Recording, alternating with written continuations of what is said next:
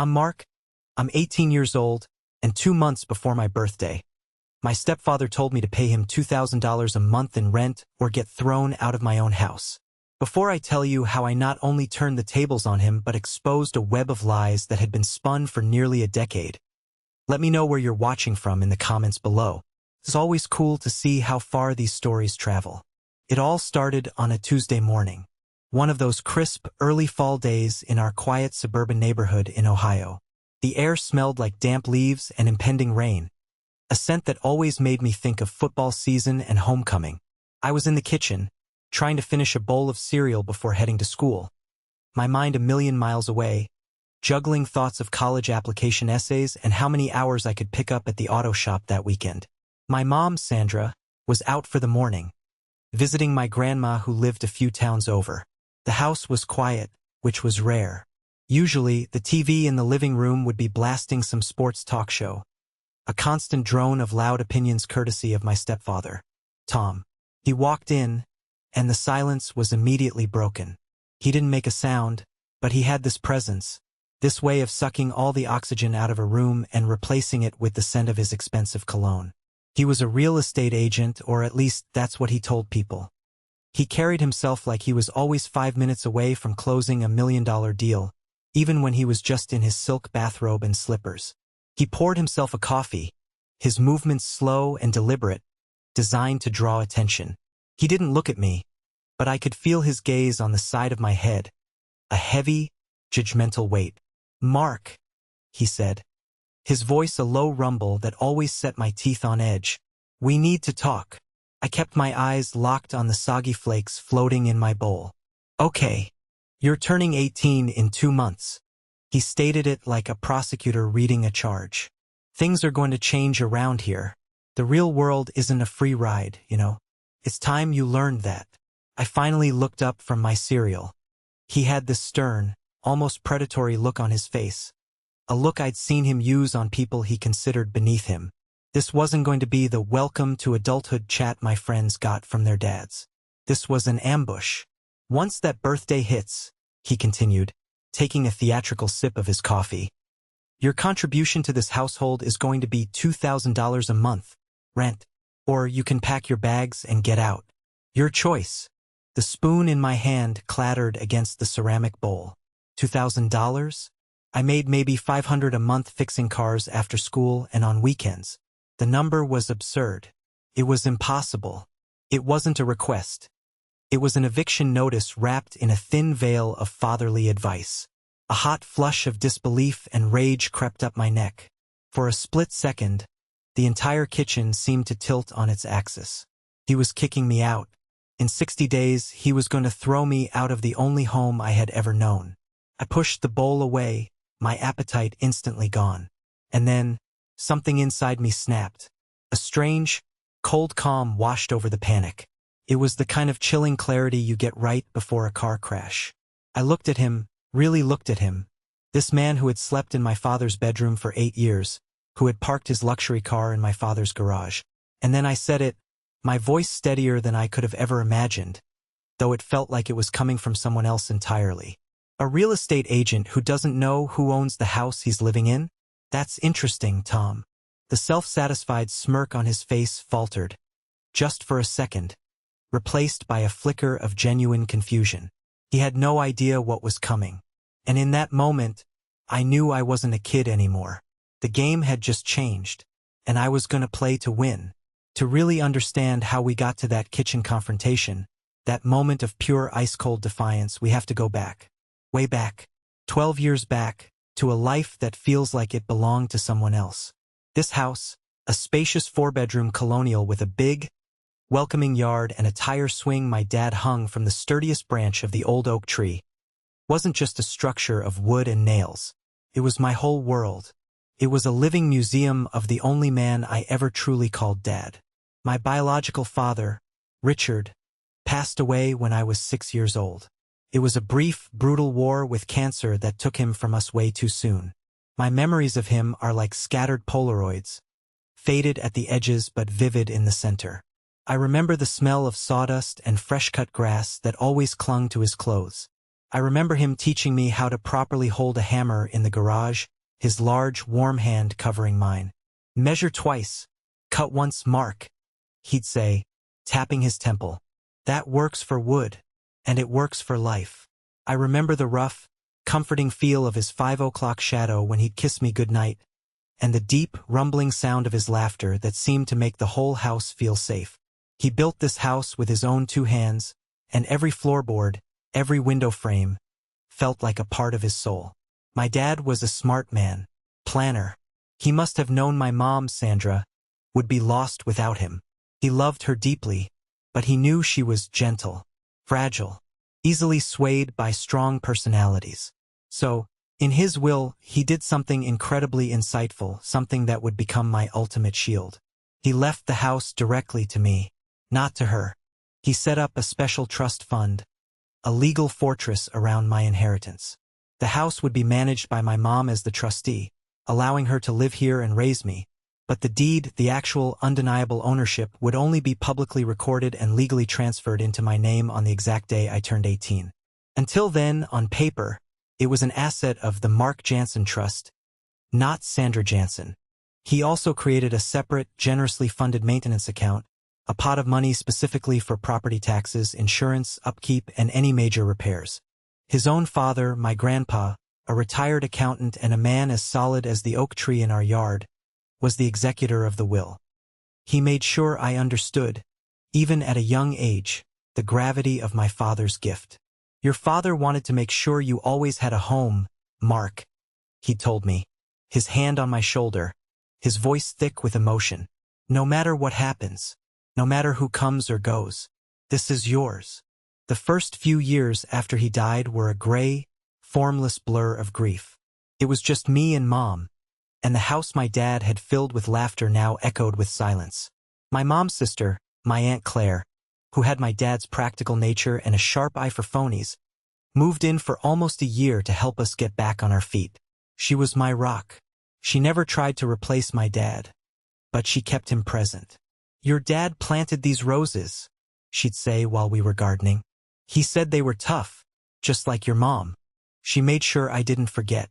Then, when I was about 9, Tom entered the picture. My mom met him at some charity auction. He was everything my dad wasn't. Slick, polished, with a smile that was a little too white and a handshake that was a little too firm. He was a big shot in the local real estate scene, and he swept my mom off her feet with whirlwind dates and expensive gifts. My mom's best friend, Diane, was his biggest cheerleader. He's so successful, Sandra. I remember her gushing. He'll take care of you. You deserve some stability. My grandpa saw right through him. I'll never forget the day my mom announced they were getting engaged. Grandpa pulled me aside while she was showing off the gaudy diamond ring. A man's character isn't what he shows you when the sun is shining, he said, his voice low and serious, repeating the same wisdom from years before. It's the cracks you see when a storm hits. You watch him, Mark. You watch him close. But my mom was lost in the fairy tale. She was so terrified of being that grieving widow, struggling to pay the bills, that she clung to Tom like a life raft. They got married a year later when I was 10, and Tom and all his baggage moved in. The changes started small, like a slow poison. A new, sterile-looking white leather couch replaced the comfortable, worn-in one my dad had loved. Then, a giant flat-screen TV, the size of a movie screen, was mounted on the wall, instantly becoming the focal point of the living room. His collection of framed, signed sports memorabilia began to colonize the bookshelves, pushing my dad's woodworking projects and our family photos into dusty boxes in the attic. The first time I saw him physically take down a framed picture of me and my dad at a Cleveland baseball game, our faces beaming, to hang up a signed LeBron James jersey, a cold, hard knot formed in my stomach. I was just a kid. I didn't have the words to fight back. So I just watched, and I remembered. My childhood friend, Jake, whose dad had been my dad's best friend, saw it happening. We were in my room, supposedly doing homework, and he just looked around. Dude, your house is getting weird, he said bluntly. It doesn't feel like your house anymore. It feels like a hotel lobby or something. He was right. Felt like I was a long-term guest in the Tom show. Tom's brother, Frank, became a regular fixture. Frank was a loud, obnoxious man who always seemed to be either coming from or going to a bar. He'd swagger into the house, slap Tom on the back, and look around with a greedy glint in his eye. "You really hit the jackpot here, bro," he'd say, his voice booming. "Prime location. Good bones. You play your cards right. This place is a gold mine." Tom would just laugh, a smug, self-satisfied sound. The garage, my dad's sanctuary, was the site of the biggest desecration. It was systematically transformed into Tom's man cave. The heavy, scarred workbench my dad and I had built together was unceremoniously dismantled and tossed into a corner to make room for a felt-topped poker table and a stainless steel beer fridge. The night I saw the pieces of the bench leaning against the wall, waiting for trash day, I snuck out after everyone was asleep and dragged the heavy planks into the back of my closet, hiding them under old blankets. It felt like I was hiding the last pieces of my father's coffin. My mom, bless her heart, seemed willfully blind to it all. She was so intoxicated by the illusion of security Tom provided, so desperate to have a complete family again, that she convinced herself it was all for the best. Any time I'd bring up my dad or a memory of him, she'd get this tight, pained look on her face and immediately change the subject. "Let's look forward, honey, not back," she'd say, her voice brittle. "We have a new life now." She was a willing participant in the erasure of our past. Then, when I was 16, the storm my grandpa had predicted finally hit. The 2008 housing market crisis came crashing down, and Tom, who had been over-leveraged and arrogant, was wiped out. His business partner, a guy named Victor, apparently saw the writing on the wall and pulled out, leaving Tom holding a mountain of debt from their failed ventures. The expensive dinners stopped. The fancy vacations were canceled. The tension in the house became a physical presence. You could cut it with a knife. Tom's charm evaporated overnight, replaced by a short temper and a constant, simmering resentment. He started making biting comments about every single expense. "Do you know how much the electricity bill is for this place?" He'd snap if I left a light on. "You think money grows on trees? It's time you learned the value of $1. He started looking at me differently, too. The thin veneer of the friendly stepfather was gone. I wasn't a son. I was a freeloader, a line item on his list of financial drains, a constant reminder of the life of comfort he had lost. He was getting desperate. He saw the house not as our home, but as a life-saving asset he couldn't touch. He still thought it was my mom's, and he was probably laying the groundwork to convince her to sell. But my impending 18th birthday, the day the trust dissolved and the house became legally, undeniably mine, was a ticking clock. It threw a giant wrench in his plans. He knew he had to make a move before he lost all leverage forever. He must have assumed I was just a dumb, grieving kid, that my dad hadn't been smart enough to build a fortress around me, that my mom, in her fear, would always back him up. He thought he could bully me. He thought I'd crack under pressure, either start paying his bills or run away, leaving him in complete control of the jackpot. That's what led him to that kitchen on that crisp Tuesday morning. The desperation of a failed man, the arrogance of a lifelong bully, and the complete underestimation of a son who had spent 12 years quietly watching, waiting, and protecting the last, most important piece of his father's legacy. He had no idea that my grandpa's words had been my silent mantra for years. "You watch him, Mark." And I had watched and I had remembered everything. The air in the kitchen crackled with unspoken electricity after I threw his profession back in his face. Tom's carefully constructed composure fractured. His fake-tan skin seemed to pale, and a muscle in his jaw twitched. He lowered his coffee cup to the counter with a soft, deliberate clink, a clear effort to regain control. "What did you just say to me?" he asked, his voice dangerously low, each word laced with a threat. I stood up from the table, my legs feeling surprisingly steady. The fear was still there, a cold, churning pit in my stomach, but it was being rapidly consumed by a righteous anger I hadn't let myself feel in years. Felt like a dam breaking. "You heard me," You want to talk about the real world? In the real world, you do your due diligence.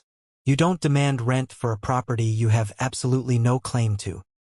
He let out a short, harsh bark of a laugh, but it was a brittle sound that didn't reach his eyes. You're a delusional kid, living in a fantasy world. This is your mother's house. And as her husband, that makes me the man of this house. It's time you showed some respect. No, I said, my voice clear and firm, cutting through his bluster. You're not. Without waiting for a response, I walked past him. My heart was hammering against my ribs, but on the outside, I was a picture of calm. I went to the small office down the hall, the one my dad used to use for his blueprints, the one Tom now used to shuffle his failing business's paperwork. On the built-in bookshelf, behind a row of boring-looking financial binders, was a small, black fireproof safe. My grandpa had given me the combination on my 16th birthday. The time will come when you'll need this, Mark, he told me, his eyes serious. When it does, you'll know. That time was now. My hands were shaking slightly as I spun the familiar dial. Right, left, right. The lock clicked open. I pulled out a thick, worn manila envelope. The paper was soft with age. Inside were 2 pristine, certified documents, a copy of my father's last will and testament, and the full legal paperwork for the Mark Jansen Trust, outlining every clause, every date, every specific term of my inheritance. I walked back into the kitchen. The envelope held firmly in my hand. Felt like a shield. Tom was still standing there, arms crossed over his chest, trying to project an aura of authority. He looked like a king whose subjects had just started to laugh at him. I didn't say a word. I just dropped the envelope on the gleaming marble countertop. It landed with a heavy, satisfying thud that echoed in the silent room. Read it, I said. He eyed the envelope with a mixture of suspicion and contempt, then snatched it up. He ripped it open with unnecessary force and pulled out the sheaf of papers. I watched his face as he read, and it was like watching a movie in fast forward. The mask of arrogance melted into confusion, then morphed into stark disbelief. His eyes, wide and frantic, scanned the dense legal jargon, but the key phrases were impossible to miss. To my beloved son, Mark Richard Jansen, to be held in trust by his mother, Sandra Jansen, ownership to be fully and legally transferred upon his 18th birthday. He looked up at me, his mouth opening and closing like a fish, but no sound came out. Finally, he managed to sputter, This is some kind of joke, a prank. It's not a joke, Tom. It's my father's will. It's been the legal reality of this house for the past 12 years. You just never bothered to look. Just then, as if on cue, the front door opened. I'm home, my mom called out, her voice light and cheerful. She walked into the kitchen, a canvas bag of groceries in her arms, and stopped dead in her tracks. She saw the papers clutched in Tom's white-knuckled fist, the thunderous look on his face, the rigid, defiant stance I had taken. Her smile evaporated. What's going on? She asked, her eyes darting nervously between the two of us. Tom rounded on her, his face a mask of pure, unadulterated fury. He wasn't just angry, he was personally betrayed. He waved the papers in her face, practically shoving them against her nose. You knew about this? You let me live here for 8 years. Let me invest my life in this place, all while thinking this was your house. My mom flinched as if he had struck her. She couldn't meet his eyes. She stared at the floor, her shoulders slumping in defeat. I was going to tell you, she stammered, her voice barely a whisper. The time was never right. The time was never right, he roared, his voice bouncing off the kitchen walls. You lied to me. From the very first day, you lied to me.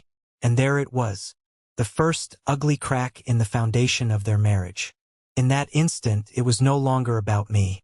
It was about her deception. Watching him turn on her with such venom, I saw with horrifying clarity that Tom's affection for my mother was just as conditional, just as transactional, as his business deals. He didn't love my mom. He loved what he thought she owned. He loved the security she represented. My mom started to cry, silent, fat tears streaming down her face and dripping onto her shirt. "I was afraid," she whispered, her voice choked with shame. "I was so afraid you wouldn't have wanted me if you knew. After Richard died, I had nothing. I was so scared of being alone again." It was a pathetic, heartbreaking confession. And while a small part of me felt a pang of pity for her weakness, a much larger, colder part of me felt nothing but the sting of betrayal. She hadn't just lied to him. She had lied to me, through her silence, every single day. She had stood by and watched as he systematically dismantled my father's memory, as he made me a stranger in my own home, all because she was afraid of being alone. The next morning was the most awkward, suffocating breakfast of my life. My mom's eyes were red and swollen. She pushed her food around her plate, silent. Tom sat like a stone statue at the head of the table, radiating a hostile energy that made the air thick and hard to breathe. I knew I couldn't let it go. This couldn't be swept under the rug like every other uncomfortable truth in this house. I cleared my throat, the sound unnaturally loud in the silence. "So," I began, looking directly at Tom, forcing him to meet my gaze. "Since we've now established the undisputed legal ownership of this property, I've been thinking about your proposal from yesterday, and I think it's only fair. There should be rent paid." Tom looked up, a flicker of something, hope, confusion, in his eyes. He probably thought I was about to crack, to offer some sort of compromise. "I did some research last night," I continued, my voice calm and measured. "I think a fair market rate for the master suite in this neighborhood, with the private bath and the walk-in closet, is about $1,200 a month.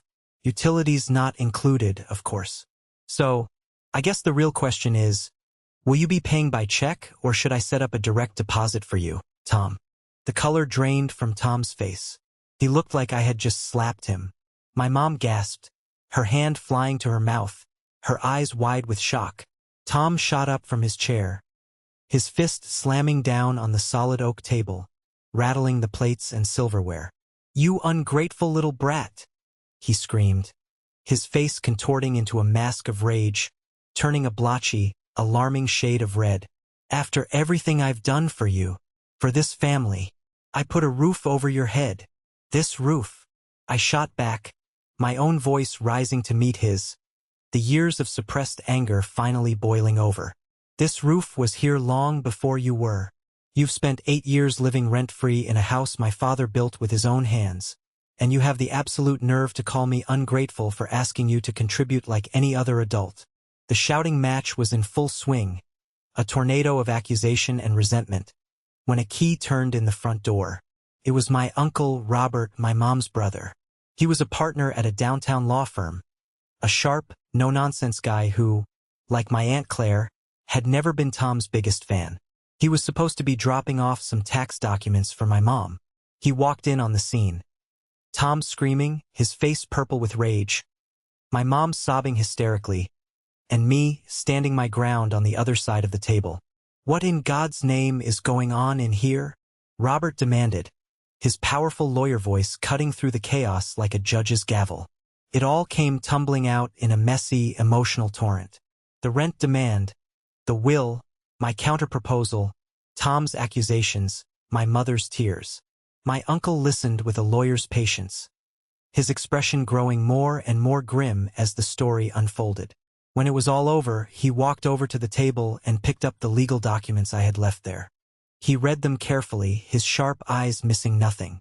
Then, he took off his glasses and polished them slowly with a handkerchief from his pocket. He turned to Tom, his eyes as cold and hard as steel.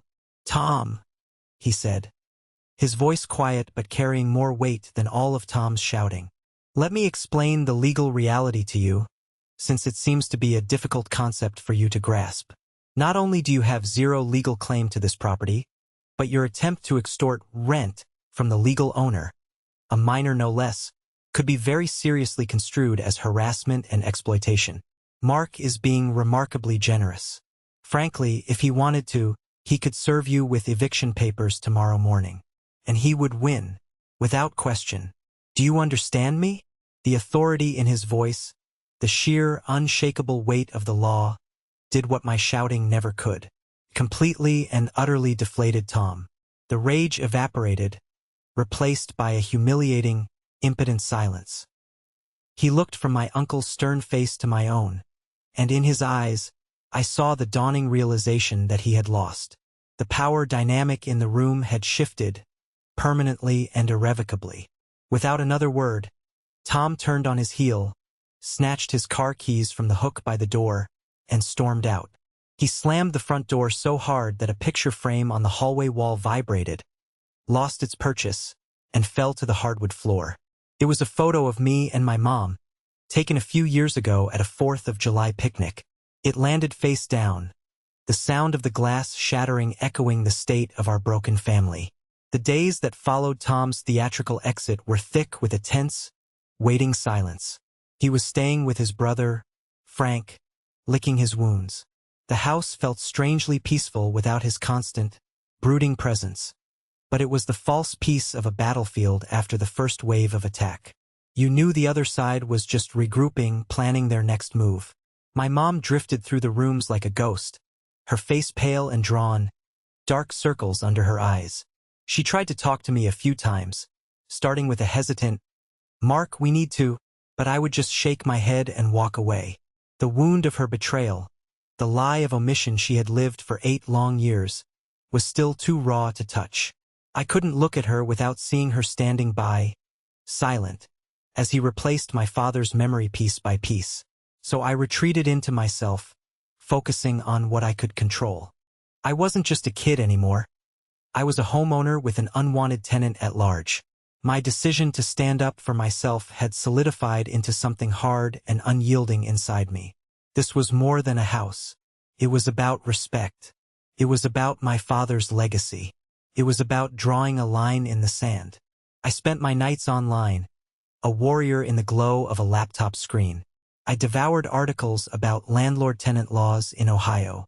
I learned about my rights, my responsibilities, the proper legal process for everything. I talked to my economics teacher at school, Mrs. Peterson, a sharp, no-nonsense woman who had a side gig as a property manager. She gave me practical, real-world advice. "Document everything, Mark," she'd insisted. "Every conversation, every threat. Create a paper trail. It's your best weapon." I was arming myself with knowledge, building my own fortress of facts. Sure enough, about a week after he stormed out, Tom returned. He didn't come in screaming this time. He came in with a leather-bound folder and a look of smug, calculated righteousness. He had been coached. I could practically hear his drinking buddy, a sleazy guy named Steve, whispering in his ear, "You gotta go on the offensive, man. You've got rights too. Don't let a punk kid push you around." He sat my mom and me down at the dining room table as if he were chairing a board meeting. "I've been doing some accounting of my own," he announced, opening the folder with a flourish. He slid a professionally printed spreadsheet across the table. It was a long, detailed list of home improvements and capital expenditures he claimed to have paid for out-of-pocket over the past 8 years. A new high-efficiency water heater, $2,500. Emergency roof repairs after a storm, $11,000. Complete landscaping overhaul, $8,000. New kitchen appliances, $6,500. The list went on and on. The grand total at the bottom was circled in bold red ink, $35,450. "I've invested a lot of my own money into this property over the years," he said, the fake sincerity dripping from every word like poison. "That investment has significantly increased the value of the asset. Since Mark is the sole owner of said asset, it's only fair and legally sound that I am reimbursed for my capital contributions." My mom stared at the list, her brow furrowed in confusion. "Tom, I don't remember the roof costing that much, and I thought the appliances were a gift?"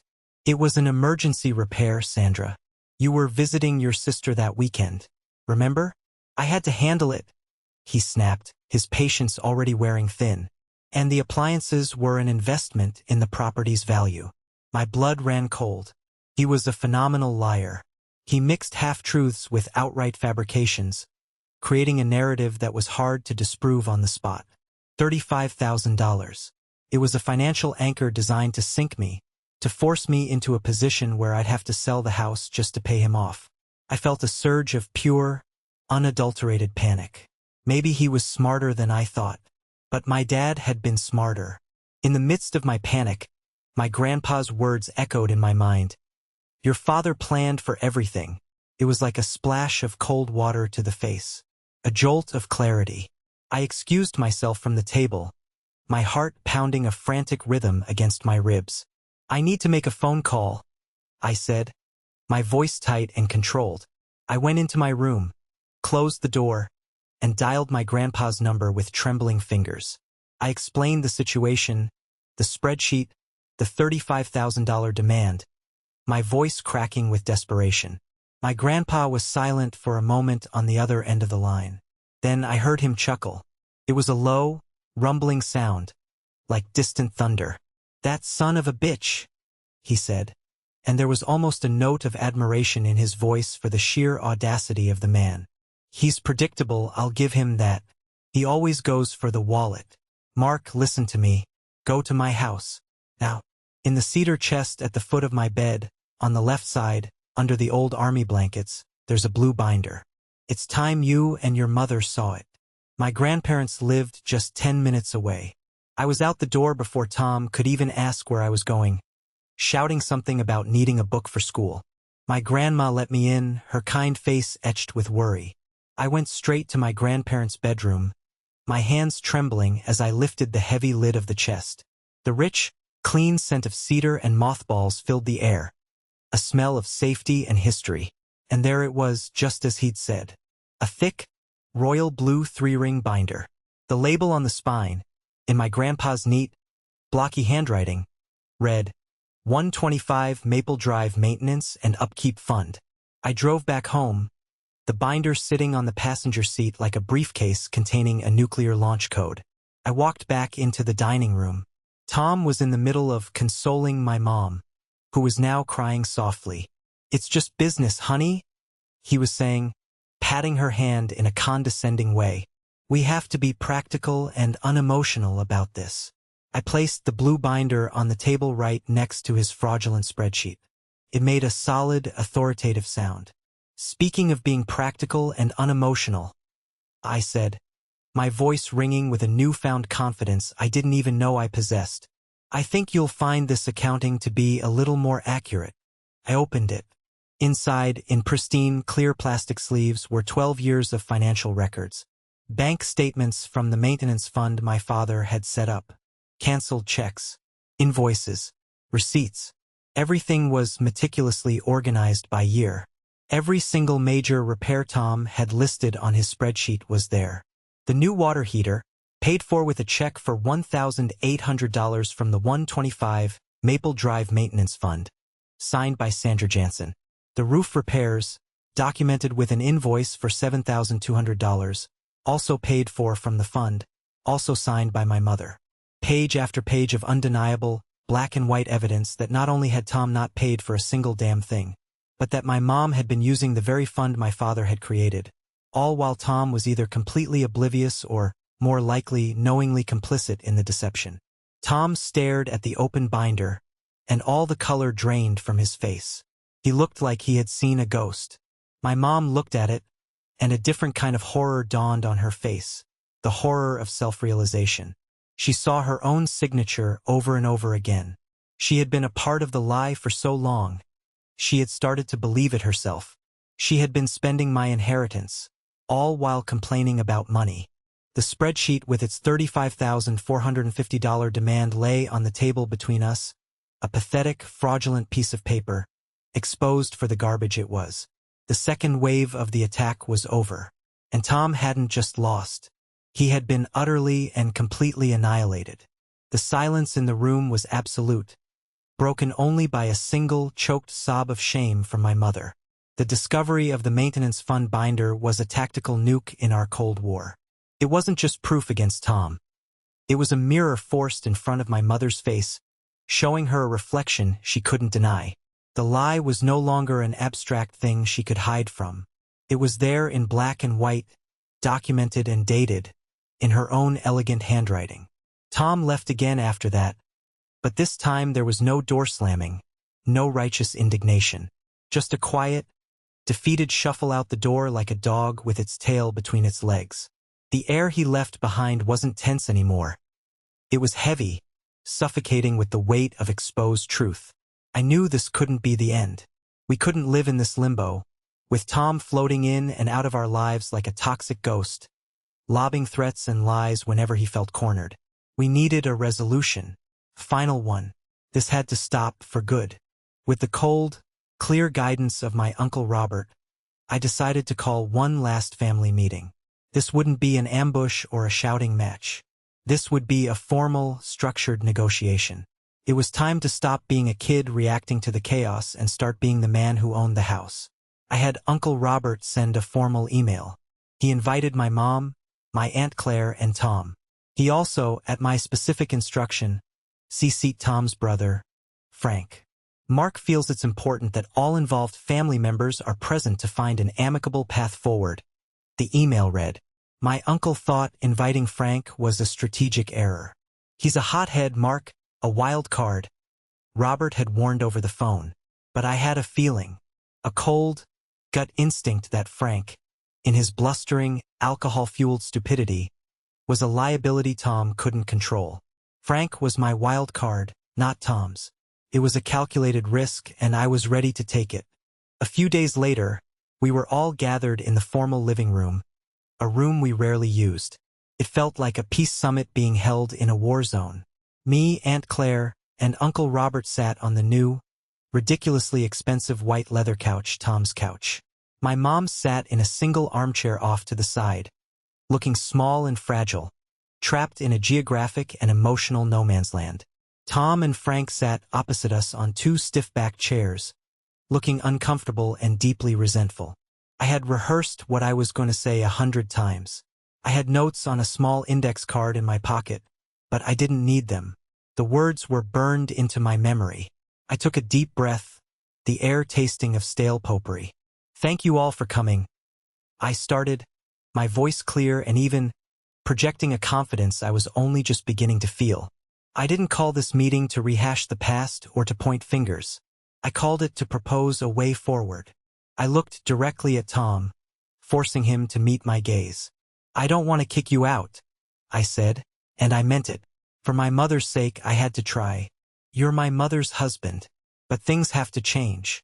Drastically. My proposal is this. You and Mom can continue to live here under very specific conditions. 1. You will not pay rent to me. However, you will split all household utilities, insurance, and property taxes with my mother, 50-50. Your name will go on the bills with hers, so there is full transparency. 2. The garage is to be cleared out and returned to its original state as a workshop. That is non-negotiable. The master bedroom is and will remain yours and Mom's. But the office, my father's office, is mine. Effective immediately. It was, as my uncle had briefed me, more than fair. It was generous to a fault. It offered Tom a way to save face, to stay in the house, to salvage his marriage. All it required from him was to finally, after 8 years, accept reality and contribute like any other adult in a household. Tom was silent, his jaw so tight I could see the muscles bunching. He was probably weighing his options, his conman's mind racing, trying to find an angle, a loophole. I could see the conflict in his eyes, the humiliation warring with the practical need for a place to live. But Frank, his brother, couldn't stand the silence. He was a man who thought with his mouth. He clearly saw the proposal as a public humiliation of his brother, and his misguided sense of family loyalty took over. "This is ridiculous," Frank exploded, his face instantly turning a blotchy red. He stood up, jabbing a thick, sausage-like finger in my direction. "All this legal crap over a house. You're treating him like a criminal. He's a good man who's been under a lot of pressure." Tom shot him a look, a clear, frantic, "shut up now" signal. But Frank was on a roll, a freight train of stupidity with no brakes. He turned to my mom, his voice taking on a pleading, earnest tone. "He's not a bad guy, Sandra. He was always looking out for you." Frank insisted, taking a step towards her. "He wasn't trying to steal anything. His plan was always to sell the house and split the money fairly with you. He was going to give you half. He was thinking of your future, after the kid was gone to college. The words hung in the air, echoing in the dead, horrified silence that followed. Every single head in the room swiveled to stare at him. Frank's face went from red to ghost white as his own brain slowly caught up with his mouth and he realized what he had just done. In his idiotic attempt to defend his brother, he had just confessed to the entire endgame. The long con. It wasn't about the rent or the repairs or the pressure. It had always been about selling my father's house out from under me. Tom looked like he had been physically struck, his mouth hanging agape. My mom made a small, wounded sound, like an animal caught in a trap. She looked at Tom, her eyes wide with a dawning, soul-crushing horror. This was a betrayal beyond anything she had let herself imagine. He hadn't just lied about the past. He had a secret, treacherous plan for her future. A future that involved selling her out. A future that required getting rid of her son first. As if on cue, as if orchestrated by some unseen director of divine justice, a final, devastating blow landed. My phone, sitting on the coffee table, buzzed. I glanced at the screen. It was an unknown number. On a hunch, a wild, inexplicable instinct, the same instinct that told me to invite Frank. I answered it and hit the speaker button. A young woman's voice, hesitant but clear, came through the phone's tiny speaker, filling the stunned silence of the room. "Hello? Is this Mark Jansen?" "Yes, this is Mark," I said, my eyes locked on Tom. "Hi, my name is Melissa," the voice said. "You don't know me, but Tom is my father." A collective gasp sucked the remaining air out of the room. Tom had a daughter from a previous marriage. I had met her maybe twice at holiday events years ago, a quiet girl who always looked sad. "I just heard what's been going on," Melissa continued, her voice gaining strength and conviction. "My mom and a friend of my aunt's shared your story from a community page. Mark, I am so sorry. I have to warn you. He did the same thing to my mother. He moved into her parents' house after they passed, and he tried every trick in the book to convince her to sell it out from under her family. It destroyed their marriage. Please be careful. This is what he does." The call ended. The disembodied voice vanished, leaving behind a truth so ugly, so complete, so damning that it was almost biblical. It wasn't an isolated incident. It was a pattern, a history, a character trait as deep and immutable as the color of his eyes. The final piece of the puzzle clicked into place with an audible snap. My mom stared at Tom, but she wasn't seeing her husband anymore. She was seeing a stranger, a predator who had been living in her home, in her bed, for 8 long years.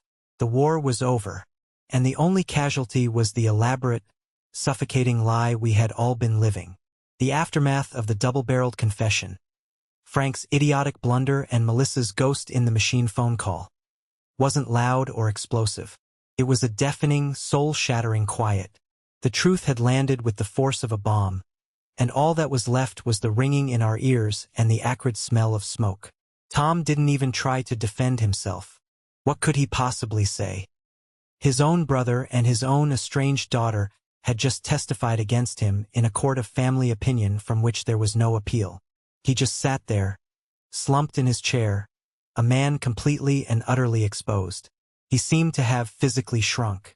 The expensive suit, the confident posture, the charming smile.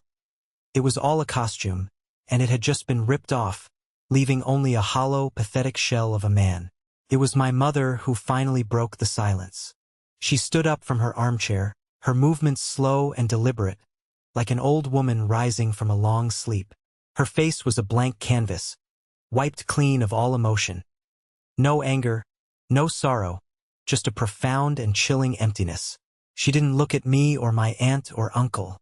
She looked only at Tom, the man she had loved, the man she had lied for. Her voice, when she spoke, was as flat and lifeless as a dial tone. "Get your things, Tom," she said, "and get out of my son's house." She didn't say our house. She didn't say this house. She said my son's house. In that one simple, possessive phrase she had finally, irrevocably picked a side. It wasn't a choice made out of anger or passion, but out of a devastating, final clarity. She walked over to the front door, her back ramrod straight, and held it open, waiting. A silent, unmovable sentinel. Frank, looking horrified at the destruction he had caused, started to mumble an apology. "Sandra, I didn't mean," but no one was listening. He and Tom gathered their coats in a clumsy, shamed silence and walked out the door my mother held open for them. She closed it behind them, and the soft click of the latch sounded as final as a coffin lid closing. And then we were left. Me, my mom, my Aunt Claire, and my Uncle Robert, standing in a living room that suddenly felt enormous and empty. Aunt Claire, her own eyes glistening, went over and wrapped her arms around my mom, who finally let herself collapse. Her body shook with silent, racking sobs, the grief of 8 years of self-deception pouring out of her. Uncle Robert came over and put a firm, steadying hand on my shoulder. It wasn't a gesture of pity. It was one of respect. "You did good, kid," he said softly, his voice rough with emotion. "You did what you had to do. Your father would be proud." After my aunt and uncle left, promising to call later, it was just me and my mom. Alone in the house. The silence was different now. It wasn't tense. It was a void. A vacuum waiting to be filled with something new. Something honest. We didn't talk that evening. There were simply no words big enough for the occasion. I went up to my room and just lay on my bed, staring at the ceiling. The adrenaline that had been coursing through my veins for weeks finally drained away, leaving behind a profound exhaustion. I had won. I had protected my home. I had exposed the liar. But it didn't feel like a victory. It felt like I had just survived a natural disaster that had leveled my entire world. The foundation was still there, but everything built on top of it was in ruins. The next day, she found me in the garage. I was just standing there, looking at the empty space where my dad's workbench used to be, running my hand along the dusty concrete floor. "Mark," she started, her voice fragile, hesitant. I didn't turn around. Couldn't. "I can't yet, Mom," I said, my own voice hoarse. I can't." "I know," she whispered, and I heard her take a shaky breath. "I know I don't deserve for you to. I need you to know how sorry I am. And not just for what he did, for what I let happen, for what I helped him do. I was a coward. It's the ugliest word I know, and it's what I was. I was so afraid of being alone again, so terrified of failing on my own, that I closed my eyes to everything. I let him push your father out of this house, out of our lives. That's my shame to carry, Mark, not yours." I finally turned to look at her. Her face was pale, her eyes red-rimmed, but for the first time in years, she looked directly at me without flinching. I saw the years of fear and self-deception, but beneath it, I saw a flicker of something I hadn't seen since my dad was alive. Strength. The strength that comes from hitting rock bottom and having nothing left to lose. "I love you, Mom," I said, and my voice broke on the words, the sound of a boy who just wanted his mother back. "But I don't know how to trust you again.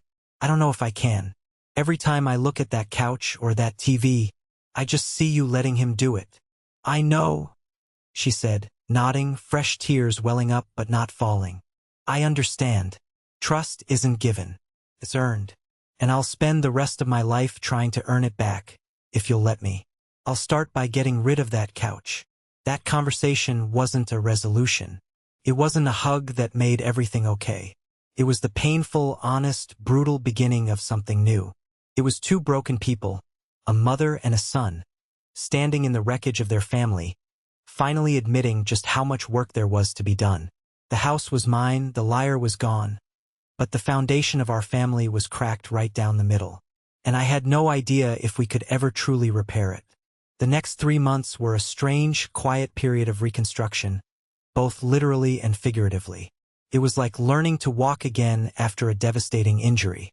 The house, free from Tom's oppressive presence, slowly started to feel like mine, like ours again. The first project, as my mom had promised, was the living room. She sold the monstrous white leather couch online and used the money to buy a comfortable, simple sofa that actually looked like it belonged in a home, not a nightclub lobby. The giant TV was next. We took it down and she sold that too. We patched and repainted the wall. And in its place, we hung a large, beautiful print of a forest scene that my dad had always loved. Then we tackled the garage. Mom and I spent a whole weekend clearing out Tom's poker table, his beer fridge, his collection of dusty, meaningless sports memorabilia. It was hard work, filled with long silences. While moving a heavy cabinet, a small, faded photograph fell out from behind it. It was a picture of the three of us, me, Mom, and Dad. At Cedar Point, me as a little kid on my dad's shoulders, all of us laughing. We both stopped and just stared at it. My mom picked it up, her fingers tracing my dad's smiling face. "We were happy then," she said softly. It wasn't a sad statement, just a fact. It was a moment of shared memory, a small, solid brick in the new foundation we were trying to build. We found the planks from my dad's old workbench tucked away in a dusty corner of the attic, right where I had hidden them as a 10-year-old kid. Cleaning them off, feeling the solid, heavy weight of the oak in my hands, felt like reclaiming a piece of my own history. My mom, true to her word, started intensive therapy with Dr. Wilson. This time, it wasn't just a weekly chat. She was really doing the work. She was confronting her deep-seated fears of failure and loneliness, her codependency, her pattern of choosing easy illusions over hard truths. She stopped drifting through the house like a ghost and started being present, really present. We started having dinner together at the kitchen table every night. The conversations were stilted at first, navigating the minefield of unspoken things between us. But slowly they became easier. We talked about school, about my job at the auto shop. We even started talking about my dad a little, sharing small memories triggered by a song on the radio or something we saw on TV. It was all tentative, fragile, but it felt real. As for Tom, he disappeared off the face of the earth for a while. Then, about 3 months after he left, a thick envelope arrived in the mail, addressed to me. My first instinct was to tear it in half and throw it in the trash. But my mom, seeing the look on my face, put a hand on my arm. "Just see what it is, Mark," she said quietly. "Knowledge is power, remember?" I opened it, wary. It wasn't a letter of apology, not in the way you'd expect. There were no grand emotional declarations, no pleas for forgiveness. Instead, it was a professionally compiled, 30-page report. Tom had used his real estate expertise, perhaps the only genuine skill he possessed, to create a detailed, comprehensive plan for the house. It included a 5-year maintenance schedule, flagging potential issues with the plumbing and electrical systems. It had suggestions for low-cost, high-impact improvements to increase the property value, complete with budget estimates. It even had a list of trusted, affordable contractors for everything from plumbing to roofing, with notes on who gave senior discounts. At the very end, there was a handwritten note on a small, plain piece of paper, the kind you tear from a notepad. It said, "This is the only thing I know how to do right. I'm sorry, Mark, for everything." It was a baffling, unexpected gesture. It was practical, unemotional, and yet, it was the most honest and useful thing he had ever communicated to me. He wasn't trying to win us back with his empty charm. He was offering the only valuable part of himself he had left. I talked it over with my Uncle Robert and my mom. We were all deeply skeptical. It could be another manipulation, Robert warned. A way to stay relevant, to keep a foot in the door. He was right to be cautious. We decided to set a firm, legally sound boundary. My uncle drafted what he called a family interaction agreement. It was a formal document outlining that Tom was not to come to the house uninvited. All communication was to be through text or email only, and any potential in-person visit for any reason would have to be requested a week in advance and approved in writing by both me and my mom. It wasn't a restraining order. It was a blueprint for a new, very different, and very controlled kind of relationship. One built on unambiguous rules, not on the ashes of our broken trust. We sent it to him. He signed it and sent it back without a single protest. Life started to find a new, steadier rhythm. I graduated high school, walking across the stage with my mom, my grandpa, and Aunt Claire cheering so loud I could hear them over everyone else. With the security of the house, I didn't feel the pressure to rush off to an expensive 4-year university. I enrolled in a local community college, taking classes in business administration and property management. I was using Tom's unsolicited report as a real-world textbook, learning how to manage the incredible asset my father had left me. I was a homeowner, a student, a son. I was busy. My mom and I became a team. She rediscovered her love for gardening, bringing my dad's old rose bushes back to vibrant, blooming life. I handled the finances, sitting at the kitchen table with my laptop and a cup of coffee, tracking expenses in a spreadsheet. I'd show her the numbers, explaining where the money from the maintenance fund was going, what we needed to save for next. We were transparent with each other. We were rebuilding trust, not with grand apologies, but with the quiet, daily work of shared responsibility. We put the pictures of my dad back up on the walls, right alongside new pictures of the two of us, of my grandparents, of Aunt Claire and Uncle Robert and their kids. The house was becoming a home again, a home that honored the past while carefully, cautiously, building a new future. It wasn't a fairy tale. There were hard days, days when a stray memory would trigger a flash of my old anger, or a wave of deep guilt would wash over her face. But we were talking. We were working through it. We were healing. The huge, gaping crack in our family's foundation wasn't gone. It would always be there, but we were learning how to fill it, slowly and carefully, with honesty, effort, and a whole lot of hard work. A year passed. Life settled. On my 19th birthday, there was a knock at the door. My mom had told me to expect it. It was Tom. He had requested the visit a week prior, via email, as per our agreement. He looked different, thinner, and the arrogant, slicked-back hair was gone, replaced by a simple, shorter haircut. The expensive suit was gone, replaced by a plain polo shirt and jeans. He looked, for the first time since I'd known him, like a normal person. He wasn't empty-handed, but he wasn't carrying some grand, expensive gift meant to buy forgiveness. In his hands was a simple, old wooden toolbox. It was weathered, the corners worn smooth with time and use. I recognized it instantly. It was my father's. I thought it had been lost or thrown out in the garage purge years ago. I found it in the back of an old storage unit I was clearing out, Tom said, his voice quiet, his eyes not quite meeting mine. He held it out to me. It was mixed in with some of my old things. I cleaned it up. The latch was broken, so I replaced it. I took it from him. The weight of it was familiar, solid, real. I placed it on the entryway table and opened it.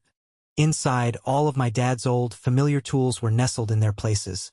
The hammer with the worn leather grip, the set of screwdrivers with the color-coded handles, the old wooden level with the bubble perfectly centered. And sitting right on top, gleaming under the hall light, was a small silver measuring tape. It was the one my dad had always carried in his pocket, the one he'd used to teach me his favorite lesson.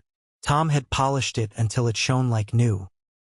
He finally looked at me, and his eyes, for once, held a glimmer of something I could only describe as genuine respect.